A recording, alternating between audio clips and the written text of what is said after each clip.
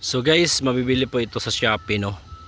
Sa link dyan makikita nyo sa screen naka-flash kung magkano po ito at saan natin ito nabibili.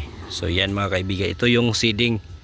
So pwede po natin gagamitin ito pang pang paglagay ng abono at saka paglagay pagtanim ng mais. So yan, dito po ipapasok yung seed, lalabas po yan po dyan.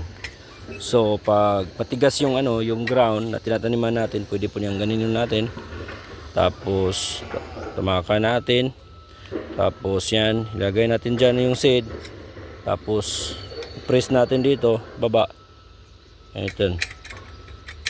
So mahulog yung dyan sa ilalim, gaya nito. Yan. Yan. So andun na sa ilalim yung dyan yung seed. So madali lang, no, madali lang yung teknolohiya ngayon.